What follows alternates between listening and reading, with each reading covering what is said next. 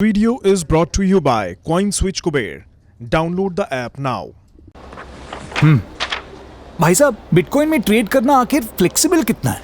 आपके पैसे हैं, जब चाहो आपके पास, जब आप चाहो बिटकॉइन में 24/7। कॉइन स्विच कुबेर डाउनलोड करो और बिटकॉइन में ट्रेड करो। Simple, credible, flexible.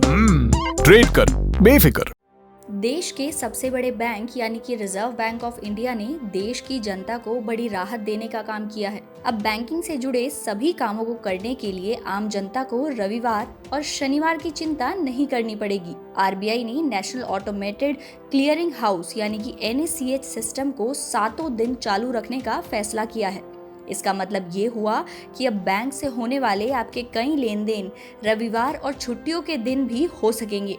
ये नई सुविधा 1 अगस्त 2021 से लागू होगी। मौद्रिक नीति समिति यानी कि MPC की बैठक के बाद शुक्रवार को आरबीआई के गवर्नर शक्तिकांत दास ने ये बात बताई। चलिए अब आपको ये भी समझा देते हैं कि NACH आखिर है क्या। दरअसल NACH बड़े पैमाने पर भुगतान करने वाला एक सिस्टम है। इसे national payment corporation of India चलाता है। ये सिस्टम डिविडेंड, ब्याज, सैलरी, पेंशन जैसे पेमेंट्स को एक साथ कई खातों में ट्रांसफर करने की सुविधा देता है। इसके अलावा ये बिजली, टेलीफोन, गैस, पानी से जुड़े भुगतान और loan, mutual fund, EMI, insurance premium का कलेक्शन करने की सुविधा भी देता है।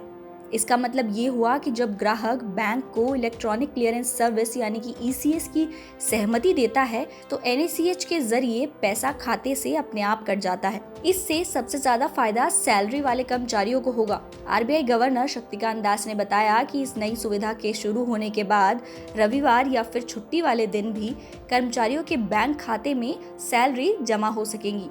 इसके अलावा आपके खाते से अपने आप होने वाले सभी तरह के भुगतान भी रविवार या छुट्टी वाले दिन भी हो सकेंगे। बता दें कि अभी तक छुट्टी वाले दिन लेन देन ना होने की वजह ये है कि ज्यादातर कंपनियां सैलरी और बाकी तरह के ट्रांजैक्शंस के लिए NACH का इस्तेमाल करती हैं, जो कि अभी तक रविवार या फिर बैंक छुट्टी वाले दिन काम नहीं करता है। लेकिन अब ये 7 दिन काम करेगा। हालांकि इससे अगर आपकी सैलरी डेट फिक्स हो जाएगी तो वहीं इससे कुछ चीजों का ध्यान भी आपको रखना पड़ेगा। जैसे कि अगर आप EMI या फिर बिल की पेमेंट के लिए ECS का इस्तेमाल करते हैं तो 1 अगस्त से आपके खाते में पर्याप्त बैलेंस होना चाहिए।